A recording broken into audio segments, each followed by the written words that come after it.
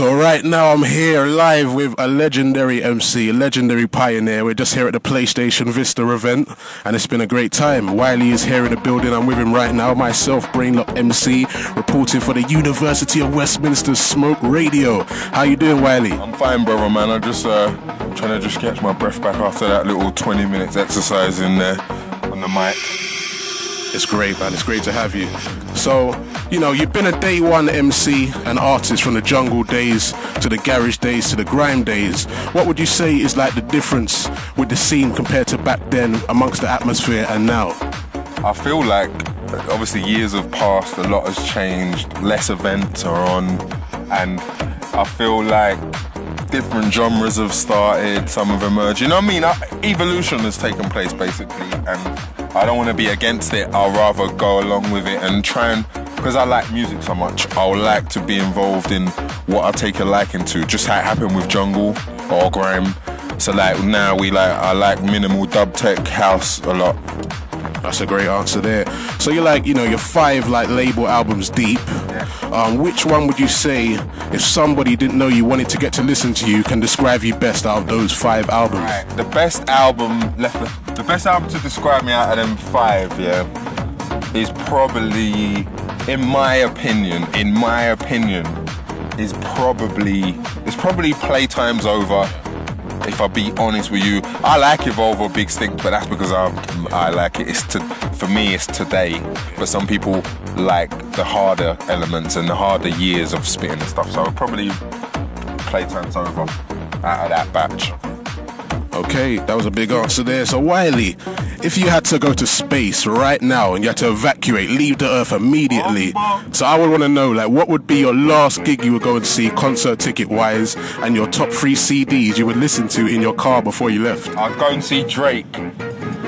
Only because I'm a Drake fan, and at the moment, no other person has taken, like the way I respect him, no one's taken that place in my mind yet. So I'll go and watch a Drake concert, and then the 3 CDs you say. So that would define your life on Earth before you go to space. 3 CDs that would define my life on Earth before I go to space would be Biggie Smalls' album, Ready to Die.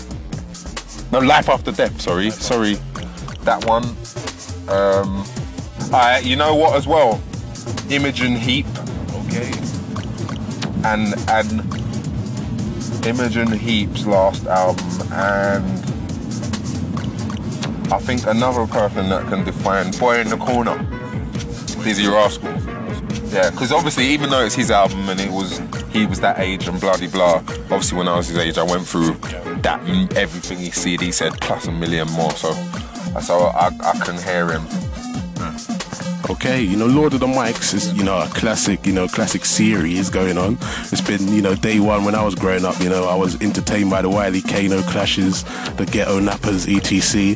And now we're in a kind of a new wave era. We've had a new Lord of the Mics recently that Jammer put out. I wanted to know, like, what is, out of all the Lord of the Mics clashes, your favourite clash? I like Desperado. Desperado is a bad man, but guess what he's done? He's from our day. So what's happened is he's from my day, and people obviously know of him, but they ain't acknowledged him properly. So when he's gone on that DVD, he could have battled anyone. Whichever MC he went to battle would have thought there was a don for him. But he showed me that he's from my day.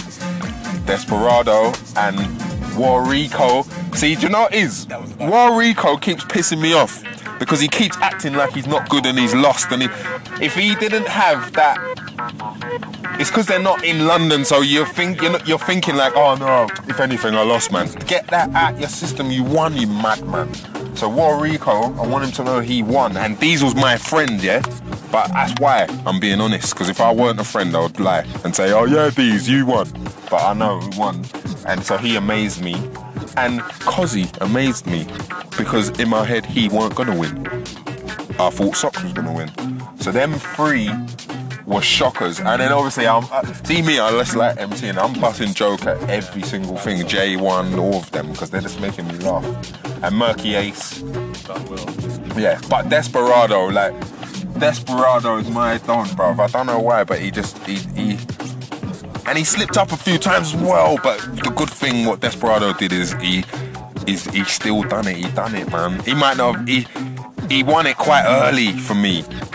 You get what I'm saying? Like, he won it early. He won it like, I'm a lord of the mic, and I'm yeah. He had a lot of passion and hunger in that. Dude, yeah. That's so after your recent single Boom Blast, which is beating out everywhere from when I'm going shopping in River Island, what would you say is going to be the next single? What can we expect from the album now? Next single from the album that the label are actually going to do is Evolve or Be Extinct, because the radio, they obviously go to radio and see what could be accepted, and a few pluggers are like, that's real Wiley, just spitting bars. We can't deny that. Do you know what I'm saying? So obviously, whereas me, I would have never even gone radio with that. But they're looking at it like, well, yes, Wiley, that is you. So you give us a clean version and we'll play it. But obviously, say if I went to them with a bait, like really loud bait pop tune, they might just be like, Wiley, that's not you.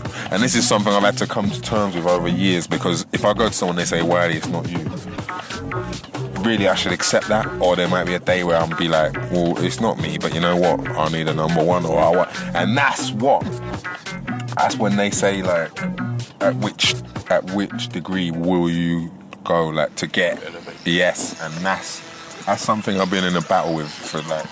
Well, my opinion, in your career, you've had numerous amount of top 20s and top 30, top 40 hits. So, like, do you feel that, you know, obviously you've got a big legacy. Are you happy with that at the moment, or you seem like you're still pushing for more? I am, but do you know what it is? I think every man just wants more. Like, if they're earning money and it's going good, they want more. If they got a career and it's going good, they want more. And I feel like it's not necessarily that I want more out of the music industry. I don't want no more money. I'm not trying to beg it like that, but I just feel like there's stages. I feel like 20 to 30 is a stage. I feel like 30 to 40 is a stage, and I feel like maybe I need to do what 30 to 40. You know, like what's meant to happen for me in 30 to 40. Don't give up. Keep going. And it might not be the same thing what happened in 20 to 30. So I'm there at the moment with that. What is like your biggest lesson in life? My biggest lesson in life is not to judge anyone. Because, like, growing up, I was judged a lot in school. Before, you know, when you're growing up, then you learn how to cuss. You're getting cussed, then you learn how to cuss back. I got called Jay-Z, Big Lips when I was a kid. You know, all them shit there. But obviously, when it first started to happen, I might have been like, I expected it, but I wasn't really know how to take it. Then you cuss back, then you get older, then now you're funny, and then everyone's laughing. So I feel like sometimes people judge people for the same thing that could be wrong with them. So someone might say, "Shut up! Your mum's a crackhead," and then his or her auntie's a crackhead. Or you get what I'm trying to say? I feel like we're full of shit that way. A lot of insecurities. A lot, and I feel like. I feel like no one should judge anyone. I feel like we should live. Like, an opinion and judging are quite similar. Like, the other day I was on Twitter trying to see that they could be different. They're not. They're the same thing, because if I judge you, it's quite similar to me giving you my opinion of. And that is what I've learned, that really everyone should shut up when it comes to that. Unless you are asked. Like, if you come to me and say, Wiley, I'm an MC, listen to me spit.